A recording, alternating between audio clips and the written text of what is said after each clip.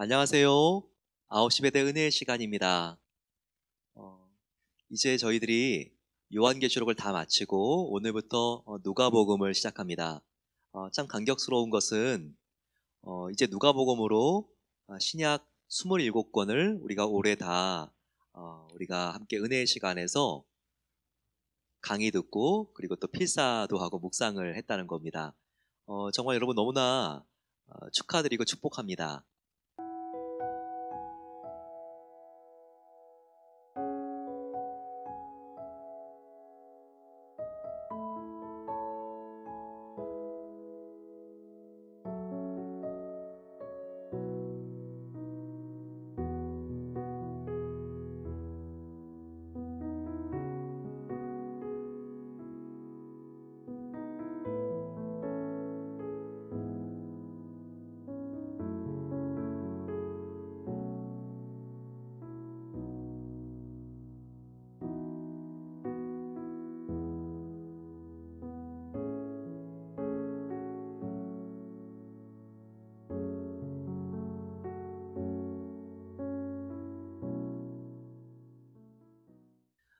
이 누가복음을 우리가 함께 보는 것은요, 아주 지금 계절적인 분위기와 딱 맞습니다.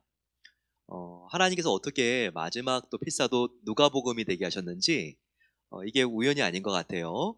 하나님께서 성탄의 기쁨을 누리라고 그러신 것 같습니다.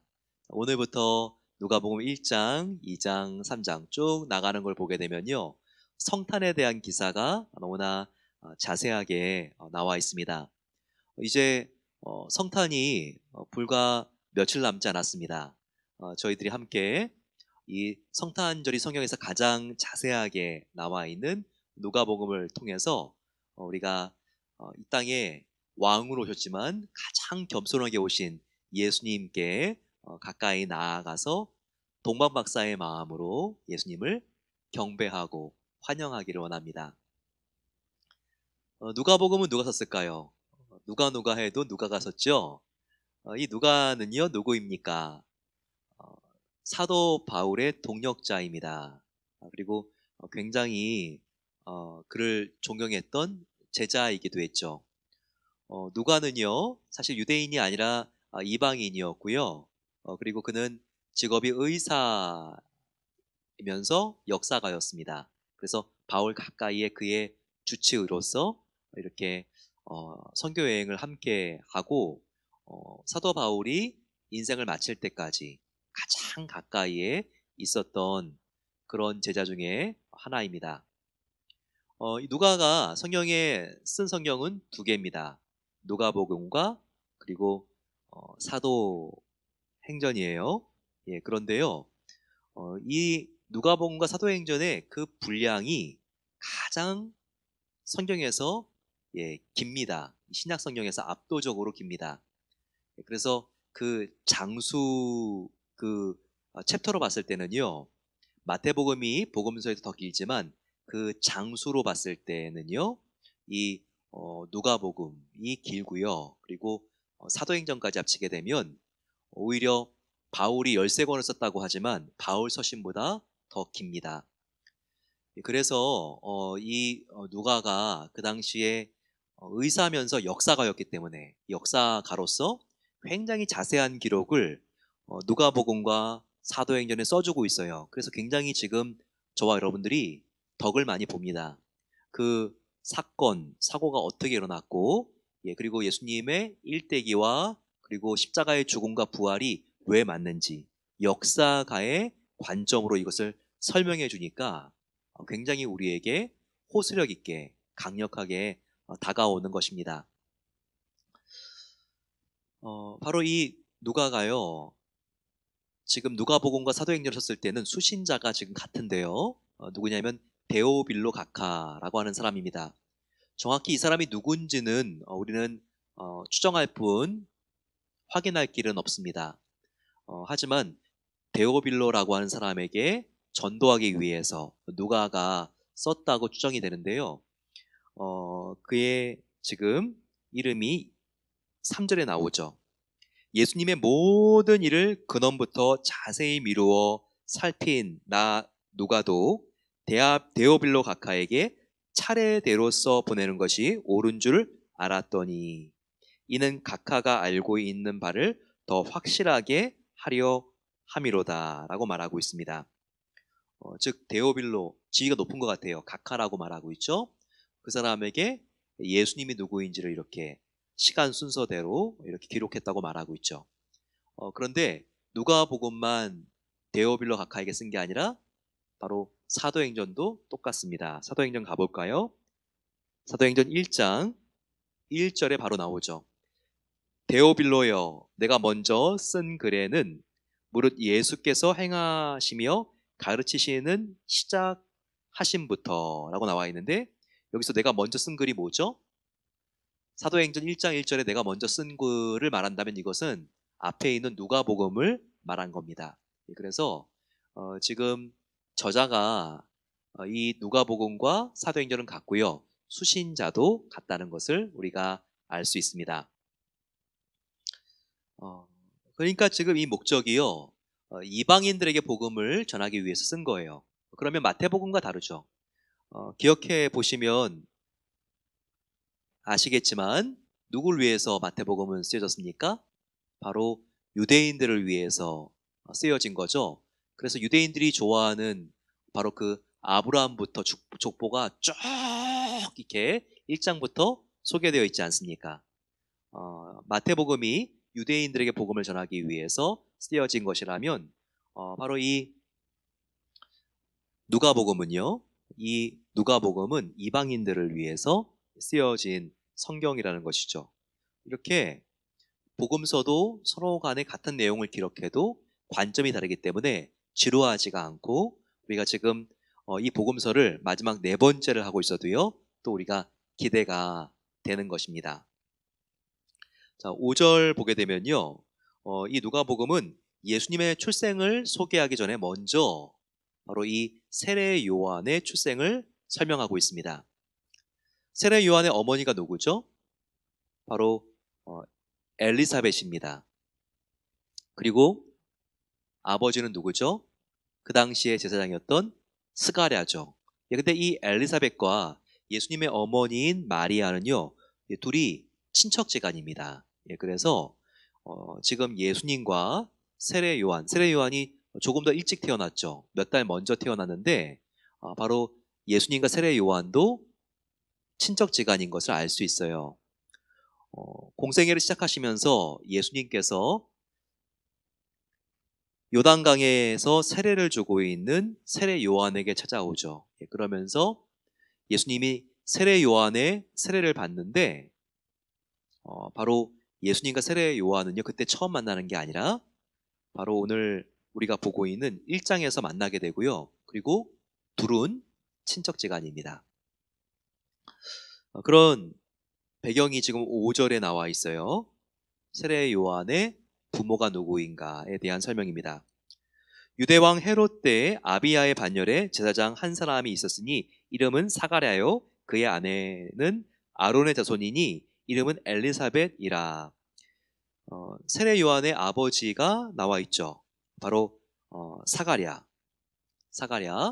그리고 어머니는 엘리사벳이라고 소개되어 있습니다. 둘은 그 당시로 말하면 성골 같은 아주 좋은 집안의 사람들인 것 같아요. 특별히 제사를 드리고 예배를 드리는 종교인이었던 바로 이 레위 집안에서는 가장 뼈대 있는 집안이었던 것 같습니다. 바로 세례 요한의 아버지가 아비야의 반열의 제사장이었고요. 또 어머니도 모세의 형이었던 아론이 첫 번째 제사장이었잖아요. 이 아론의 자손이었습니다. 엘리사벳의 조상이 그랬다는 거죠. 그래서 아버지 쪽, 어머니 쪽 다 제사장 집안이라는 거죠. 이 세례 요한이 얼마나 특별히 어릴 때부터 그가 독주, 술도 하지 않고 머리도 자르지 않고 굉장히 나시인으로서 깨끗하게 그가 성장했지만 그의 집안도 이렇게 경건한 집안이었다는 것을 우리가 알게 되죠.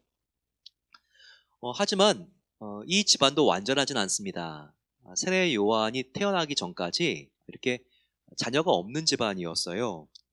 그 당시에 자녀가 없다는 것은 이제 대가 끊긴 것이 지금하고는 굉장히 차원이 달랐습니다. 그 당시는요, 이 대가 끊기면 그 집안이 끊긴 거와 다름이 없었어요. 그런데 아무리 시도해도 자녀가 생기지 않았어요. 그래서 바로 이 사가랴도 엘리사벳도 나이가 많이 들었는데 어느 날 천사가 이 엘리사벳의 태 안에다가 이렇게 놀라운 은혜를 베풀어 주셔서 이 사가랴와 엘리사벳이 함께 관계를 했을 때 아이가 생기게 됩니다. 그와 같은 이야기가 7절에 있죠. 엘리사벳이 잉태를 하지 못함으로 그들에게 자식이 없고 두 사람의 나이가 많더라라고 나와 있습니다. 그와 같은 때 바로 사가랴가 제사장이었기 때문에 제비를 뽑았는데 그 해에 하나님 앞에 나아가서 성전에서 제사를 드리는 역할을 하게 되었습니다. 그 당시에 이 레위 지파의 숫자는요 수만 명이에요. 그리고 제사장들도 굉장히 많았습니다.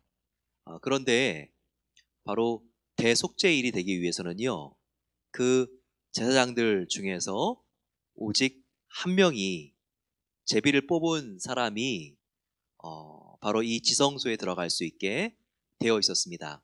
근데 그 해에 대제사장으로서 바로 이 지금 엘리사벳의 남편 세례 요한의 아버지인 사가랴가 이제 뽑혀진 거예요. 그리고 그가 이 지성소 안으로 들어갑니다.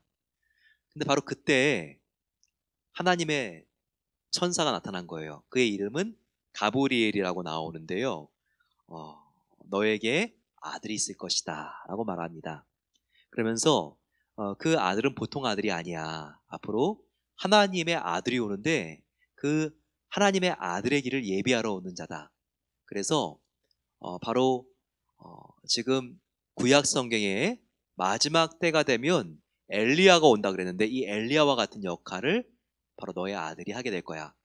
그 아들을 낳으면 꼭 이름을 요한이라고 해라. 이렇게 앞으로 아이를 낳게 되면 짓게 될 이름까지 가르쳐주고 떠납니다. 그런데 이 사가랴가요 가브리엘 천사가 이런 말을 했을 때 믿지 않고 의심했어요. 이것을 천사가 딱 관통해 보고요. 너 의심하지? 너 이제부터 말을 할 수가 없게 된다. 그래서 이 사가랴는요 제사를 다 드리고 바깥으로 나왔는데 이제 말을 못하게 합니다. 예, 말을 할 수가 없었어요. 그래서 주위에 있는 사람들이 야, 저 사람이 왜 지금 말을 못하고 벙어리가 됐을까? 뭔가 말은 지금 못하기 때문에 설명을 들을 수 없지만 놀라운 신앙의 체험을 했었구나. 이 지성소 안에서 놀라운 일이, 경이로운 일이 있었구나. 이것을 짐작하게 합니다. 그런데 정말 천사가 예언한 대로 그 엘리사벳이 나이가 많아서 이 사라와 같이 나이가 많지는 않았지만 그래도 이제는 아이를 알 수 없게 되었지만 이제 임신하게 됩니다. 그리고 그 아이가 배에서 자라기 시작하는 것이죠. 이때 지금 천사가요 이 가정에 나타납니다. 그러면서 어떤 이야기를 해줍니까?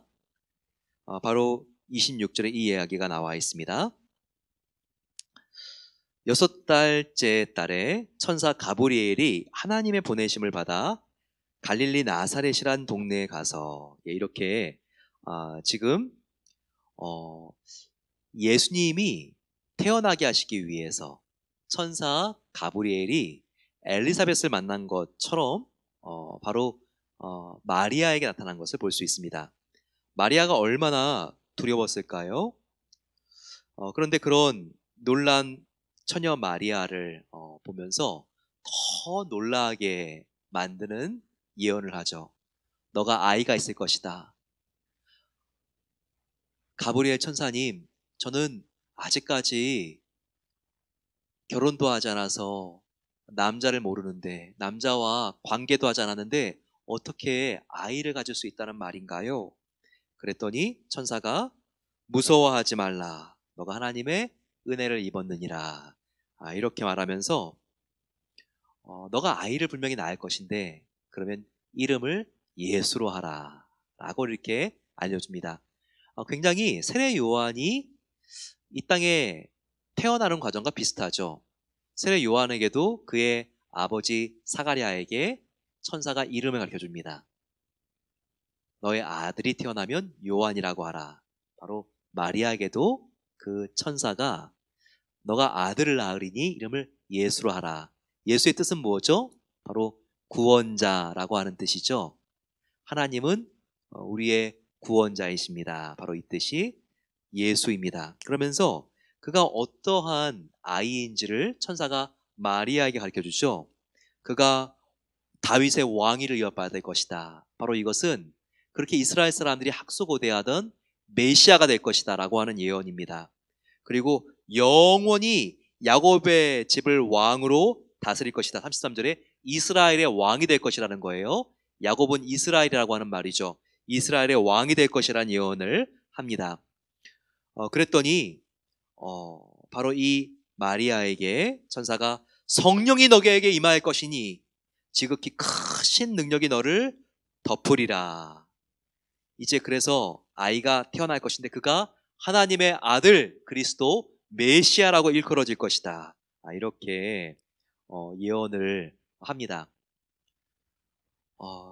그리고 나서 이 천사가요, 자기가 말한 것이 확실한 것을 증명하기 위해서 너의 친척 중에서 엘리사벳이 있는 거 알지? 그리고 그녀가 나이가 많아서 그렇게 아이가 갖고 싶었지만 결국 아이를 가질 수 없게 된 것을 알지? 그런데 엘리사벳이 임신했다. 이것을 알려주고 있어요. 이게 하나의 증거입니다. 바로 엘리사벳의 그 늙은 태에 기적이 일어나서 아이가 지금 생긴 것이 사실이라면 너가 동정녀고 처녀지만 너에게 하나님의 능력이 임해서 아이가 생긴 것도 사실이다. 자, 이것을 확증시켜주기 위해서 바로 마리아에게 엘리사벳에게 일어난 그 태에서 일어난 일을 가르쳐준 거예요. 그랬더니 마리아가 어떻게 합니까? 여기에 마리아의 위대함이 있어요. 그 당시에 처녀가 임신을 하면 돌에 맞아 죽었습니다. 바로 사형이었죠. 그런데도 목숨을 내놓습니다. 마리아는요. 38절 마리아가 이르되 주여 주의 여종이오니 주의 말씀대로 내 아에게 이루어 주시옵소서. 이렇게 고백합니다. 그래서 마리아의 태에 바로 하나님의 아들 독생자 예수님의 생명이 이제 시작이 된 것입니다. 우리가 오늘 이 말씀을 통해서 함께 기억해야 될 것이 무엇입니까? 바로 그것은 우리가 주님 앞에 이 성탄을 기다리며 마리아와 같은 순종의 삶을 살아야 한다는 것입니다. 순종은 하나님의 말씀이면 믿고 따르는 거예요. 사가랴와 같이 우리가 하나님의 말씀을 바로 그 천사가 들려준 말씀을 의심하게 되면 하나님께서 그 마음이 편하지 않으십니다. 그래서 이것을 확실하게 믿게 하기 위해서 사가랴의 입이 닫혀지고 말을 못하게 된 것처럼 물론 이제 그가 하나님의 이 놀라운 사건을 믿게 되자 그 아들을 낳고 낳은 아들을 요한이라고 지었을 때 사가랴의 입이 풀어지죠. 그리고 말을 할 수 있게 됩니다. 하지만 중요한 것은요, 처음부터 우리가 마리아처럼 하나님께서 말씀하시는 것을 믿고 순종하는 삶이 하나님 보시기에 더 귀하고 아름다운 것입니다. 우리의 믿음을 이렇게 순종의 믿음으로 하나님께서 새롭게 하시옵소서. 같이 한번 주여 함께 부르짖고 기도하겠습니다. 주여, 아버지 하나님, 이 성탄에 우리의 심령을 주님께서 정말 새롭게 해주시기를 기도합니다. 우리가 간절히 바라는 것은 마리아와 같은 순종입니다. 이 세상에 우리가 손해를 보는 일이 있고 우리에게 불이익이 있고 오해가 있다 할지라도 아버지 주님께서 말씀하여 주시면 그 말씀을 내가 따르겠습니다. 우리가 이렇게 고백하며 나아갈 수 있도록 하나님께서 은혜 주시기를 기도합니다. 아버지, 우리가 날마다 이 성탄의 계절에 아침에 주님의 말씀을 찾아서 읽기 원합니다. 달고 오묘한 그 말씀 꿀처럼 우리가 사모하길 소망합니다. 아버지, 그래서 이 말씀을 우리가 정말 더욱더 왕성하게 읽을 수 있는 식욕을 주시옵소서. 아버지, 이 말씀을 우리가 머리로만 채우는 것이 아니라 우리의 마음을 뜨겁게 하는 사랑의 말씀으로 다가오게 하옵소서. 그래서 아버지, 사랑하는 이인 예수님께서 말씀하셨기 때문에 우리가 전적으로 순종하기를 소망합니다. 아버지, 이 말씀을 우리가 그대로 받아들이며 아버지 우리가 순종하게 하셔 주시고 이 말씀과 이 세상의 방법을 우리가 결코 타협하지 않을 수 있도록 하나님 도와주시옵소서. 아버지, 날마다 주님을 바라보며 나아가기를 소망합니다. 아버지, 우리를 정결하게 하여 주시고 하나님의 기쁨이 되는 삶을 살아갈 수 있도록 하나님 은혜를 베풀어 주시옵소서. 이 시간 기도할 때 이 세상의 소망이 되시는 분은 오직 예수님밖에 없습니다.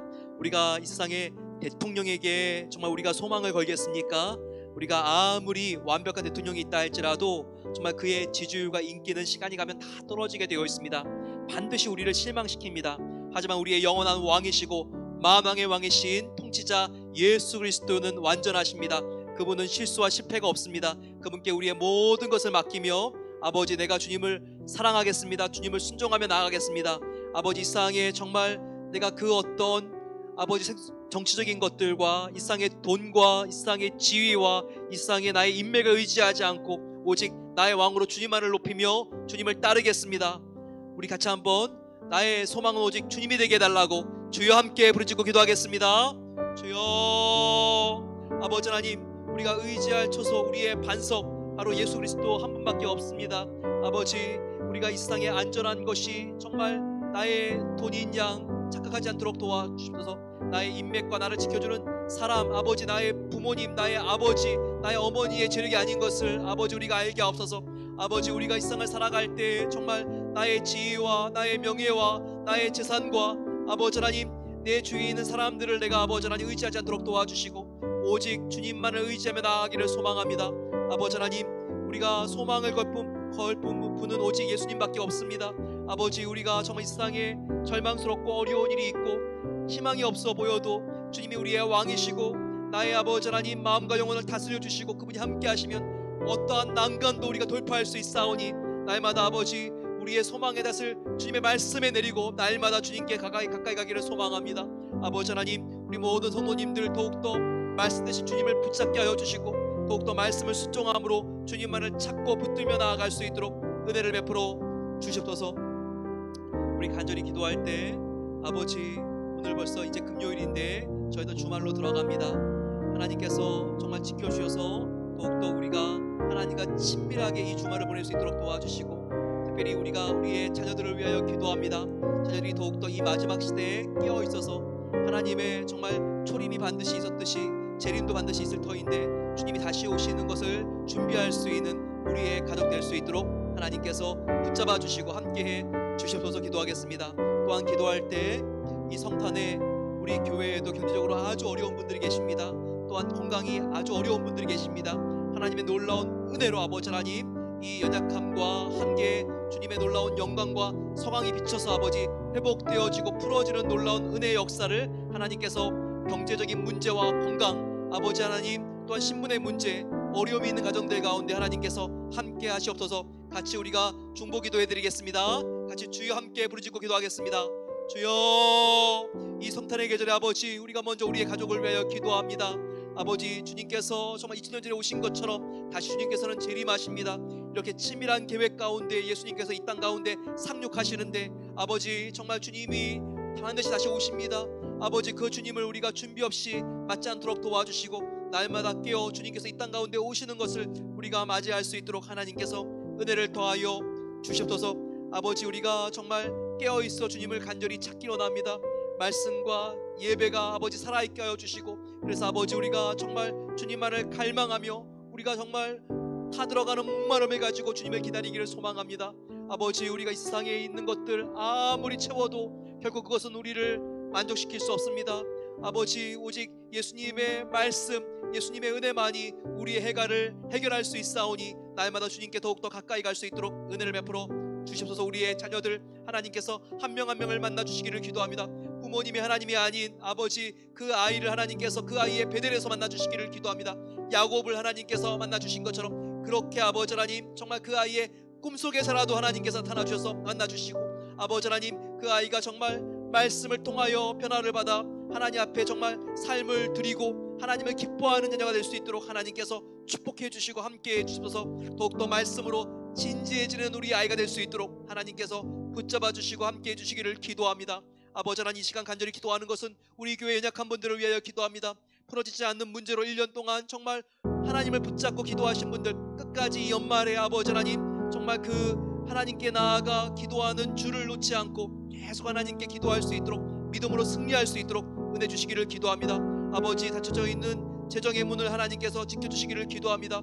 불안하고 힘들고 어려운 가운데 하나님께 아버지 하나님 정말 더욱더 멀어지고 의심하는 것이 아니라 사가랴와 같이 의심하는 자리가 아니라 마리아와 같이 믿고 순종하는 자리로 나아갈 수 있도록 도와주시옵소서. 그래서 아버지 하나님, 먼저 주님의 나라와 의를 구할 때 하나님께서 재정의 문도 열려질 수 있는 그 은혜를 주셔서 하나님의 보호하심을 느끼며 아버지 하나님 감사하며 절망 중에 아버지 하나님 주님께서 함께 하심을 경험할 수 있도록 놀랍게 하나님께서 지켜주시고 붙잡아 주시기를 기도합니다. 건강에 어려움이 있는 성도님들 있습니다. 하나님께서 이 시간 찾아가셔서 주님의 보혈로 안수하여 주시고 깨끗하게 회복되며 그 침상을 들고 일어난 우리 아버지 하나님 정말 성령의 증인들과 같이 그 연약한 자리에서 회복되어질 수 있도록 도와주시기를 기도합니다. 아버지, 우리가 또한 기도합니다. 하나님께서 신분에 어려움이 있는 성도님들 지켜주시고 마음껏 하나님을 위하여 일할 수 있도록 하나님께서 그 길을 보장해 주시고 함께해 주시고 은혜를 베풀어 주시옵소서. 사랑의 아버지 하나님, 감사합니다. 하나님께서 이 시간 금요일 밤에 저희들을 모이게 해주시고 하나님의 은혜의 자리에서 함께 연결되어 기도할 수 있게 해주신 것을 감사합니다. 아버지, 우리가 사가랴와 같이 의심하는 것이 아니라 마리아와 같이 믿고 순종하는 자리에 나아갈 수 있도록 도와 주시옵소서. 이 성탄에 특별히 저희들이 다시 오실 주님을 기다립니다. 아버지, 예수님의 초림이 성탄이 진리인 만큼 다시 오실 예수님도 그것이 진리인 것을 우리가 확신하게 하여 주시고, 날마다 다시 오시는 주님이 오늘 오시더라도 우리가 기쁘게 주님을 맞이할 수 있도록 하나님께서 우리의 마음을 정결하게 하시고 예수님만으로만 채워주시기를 간절히 기도합니다. 이제는 우리 주 예수 그리스도의 은혜와 하나님의 놀라운 사랑하심과 성령 하나님의 함께하심이 주님 앞에 정결한 신부로서 우리가 오늘도 주님 앞에 준비하며 우리가 주님과 동행할 때 하나님께서 순종하는 자에게 모든 닫힌 문이 열려지는 은혜를 베풀어 주시는 것을 믿고 나아가는 하나님의 사랑을 입은 성도들 위해 이제로부터 영원까지 함께 하시기를 축원하옵나이다. 아멘. 하나님이 함께 하실 때 하나님께서 여러분들의 미래를 꼭 지켜주십니다. 그 주님을 붙잡고 승리하시는 성탄의 계절 되기를 축원합니다. 그리고 알려드릴 게 있습니다.